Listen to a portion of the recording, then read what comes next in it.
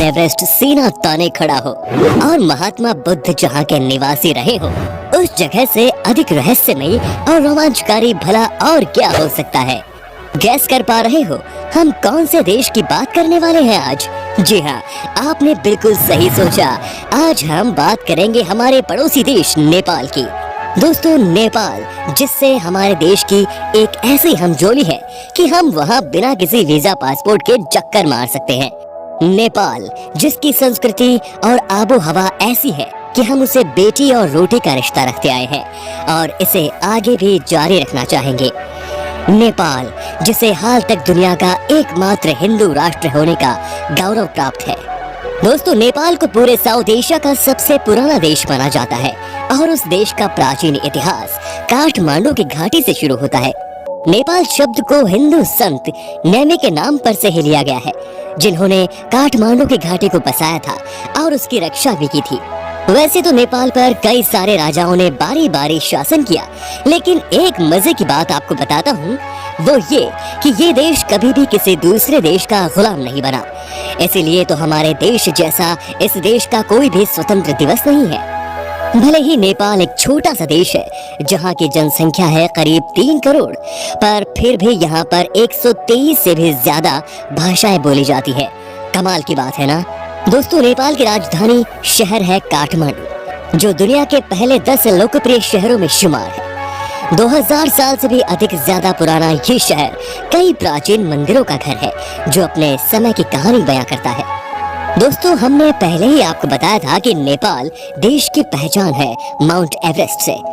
इसीलिए तो नेपाल का नाम लेते ही हर किसी को माउंट एवरेस्ट की याद आती है। वैसे ही आपको एक और बात बता दूं कि दुनिया के 10 सबसे ऊंची चोटियों में से 8 नेपाल में ही है। अगर आपको ट्रैकिंग का बहुत शौक है और कभी मौका मिले यहाँ जाने का, तो आप इस चोटी के पहले पड़ाव तक जा सकते हैं, लेकिन उसके लिए आपको पहले से तैयारी करनी होगी।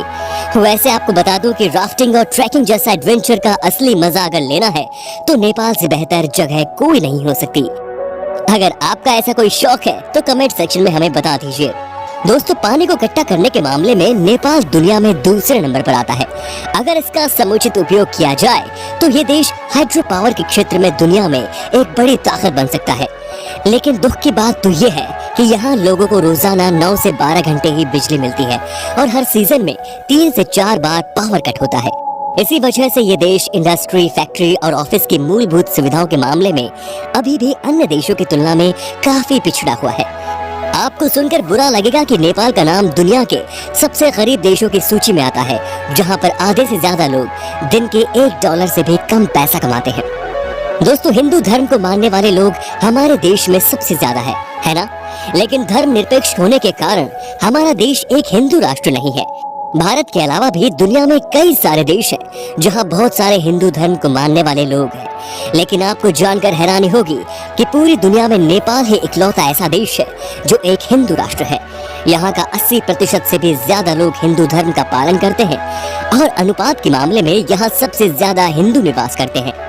हिंदू धर्म के अनुसार जैसे हमारे यहाँ गाय को लोग पवित्र मानकर पूजा करते हैं, उसी तरह नेपाल में भी गाय को बहुत ही पवित्र माना जाता है और इसकी हत्या करना गैर कानूनी है। इसीलिए तो गाय इस देश का राष्ट्रीय पशु भी है। दोस्तों, नेपाल की करेंसी नेपाली रुपीस है, जिसका मूल्य हमारे इंडियन रुपीस से भी कम है। मतलब कि 1 भारतीय रुपए करीब 1.69 नेपाली रुपीस के बराबर होता है। क्या सोच रहे हो दोस्तों, है ना मजेदार? कम पैसों में भी अब आप इतनी खूबसूरती देख पाएंगे, साथ ही आपका विदेश घूमने का एक्सपीरियंस भी होगा। सोच लीजिए, अगर आप एक भारतीय हैं तो आपको नेपाल में जाकर ऐसा कतई महसूस नहीं होगा कि आप किसी दूसरे देश में आ गए, क्योंकि यहाँ का माहौल काफी दोस्ताना है। आपको शायद एक और बात पता नहीं होगी, नेपाल और भारत बहुत ही अच्छे मित्र देश भी है। जी हाँ, भारतीय आर्मी नेपाल में भी सेना भर्ती करवाती है और वहाँ के नौजवानों को अपनी सेना में शामिल होने का मौका देती है। इसीलिए तो नेपाल घूमने के लिए आपको वीजा की जरूरत नहीं पड़ती, बस इसके लिए आपको अपनी कोई आईडी प्रूफ साथ में लेकर जाना होगा। दोस्तों, अगर लोगों की बात करें तो नेपाल के लोग बहुत ही शांत स्वभाव के होते हैं और यहाँ का माहौल काफी दोस्ताना भी है। यहाँ के लोग एक दूसरे से मिलते वक्त हाथ नहीं मिलाते, बल्कि दोनों हाथ जोड़कर भारत की तरह नमस्ते शब्द का प्रयोग करते हैं। याद रखिएगा दोस्तों, अगर आपको नेपाल में किसी नेपाली लोगों से मुलाकात हो गई तो उसे हाथ जोड़कर नमस्ते कीजिएगा। एकता और देशभक्ति की भावना के साथ नेपाल के लोग सर्वश्रेष्ठ शिक्षित है, क्योंकि यहाँ कभी भी धर्म, जाति और मजहब के मामले में दंगे फसाद नहीं हुए और जातीय संघर्ष के नाम पर आज तक एक भी खून बहाया नहीं गया। जबकि यहाँ पर 80 से ज्यादा अलग अलग धर्म को मानने वाले लोग रहते हैं, तभी तो इस देश के लोग एक खुशहाल जीवन बिताते हैं। दोस्तों, भगवान बुद्ध के प्रति नेपाल के लोगों के मन में असीम श्रद्धा है, लेकिन महाशिवरात्रि इनका सबसे बड़ा त्योहार है। दोस्तों, नेपाल का समय टाइम जोन के आधार पर नहीं बल्कि माउंट एवरेस्ट के आधार पर चलता है, और हो भी क्यों ना, हिमालय की गोद में जो बसा है ये, इसी वजह से नेपाल का समय विश्व मानक समय से करीब 45 मिनट पीछे चलता है। नेपाली पकवान तिब्बत और भारत की पाक कला से मिलते जुलते हैं। यहाँ बड़े पैमाने पर चावल होता है और चावल से अलग अलग चीजें बनाई जाती है। नेपाल के खास अलग अलग चीजें बनाई जाती है। नेपाल के खास पारंपरिक व्यंजनों में दाल, भात और तरकारी शामिल है। दाल भात के बाद मोमो यहाँ सबसे ज्यादा खाया जाता है। काठमांडू शहर में हर गली नुक्कड़ में आपको मोमोज की दुकानें देखने को मिल जाएंगी। दोस्तों, आखिर ऐसी कौन सी वजह है कि आपको एक बार के लिए भी नेपाल की सैर जरूर करनी चाहिए? चारों ओर से घिरे हुए पहाड़ और इसके अंदर समे हुए झरने और बेहद खूबसूरत प्राकृतिक स्थल है, आपको नेपाल जाने से रोक नहीं पाएंगे। इन सब के अलावा यहाँ कई दुर्लभ जानवर जैसे कि एक सींग वाला गैंडा, बंगाल टाइगर, ऐसे कई पशु का बसेरा भी है। यहाँ की बेहद हसीन और खूबसूरत वादियों को देखने के लिए लोग दूर दूर से यहाँ आते हैं। यही वजह है कि टूरिज्म नेपाल की अर्थव्यवस्था का एक अहम हिस्सा है। इसीलिए यहाँ पर्यटकों की सुरक्षा को गंभीरता से लिया जाता है। मुश्किल रास्तों और दूसरी चुनौतियों के बावजूद भी नेपाल एक अद्भुत देश है। चलिए अब आपको रूबरू करवाते हैं यहाँ की उन सारी जगहों से जिससे आपको नेपाल यात्रा के दौरान शामिल करना चाहिए। काठमांडू।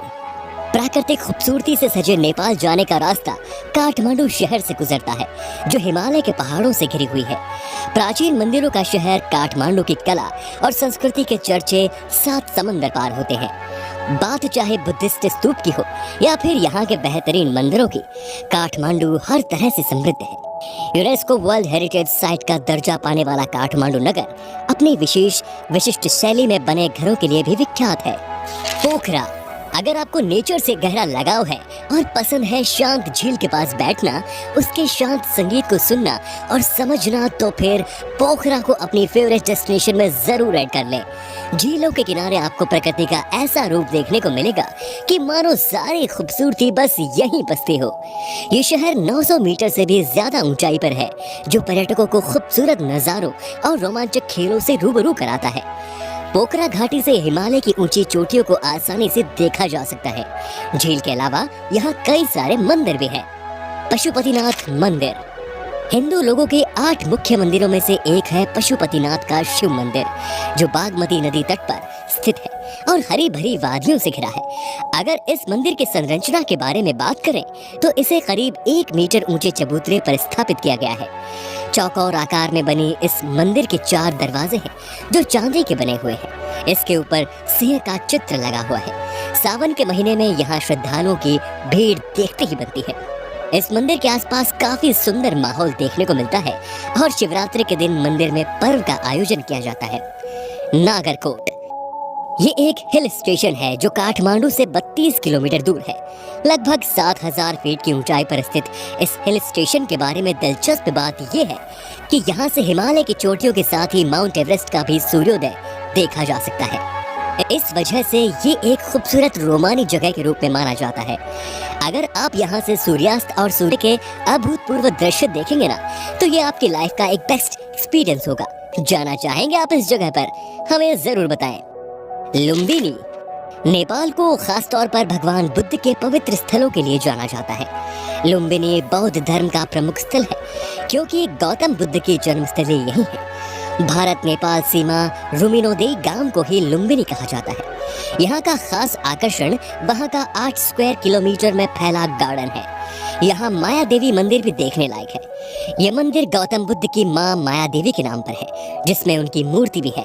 ये नेपाल का काफी प्रसिद्ध स्थान है। बौद्धनाथ। काठमांडू से 11 किलोमीटर दूर बना ये स्तूप दुनिया के सबसे बड़े स्तूपों में से एक है।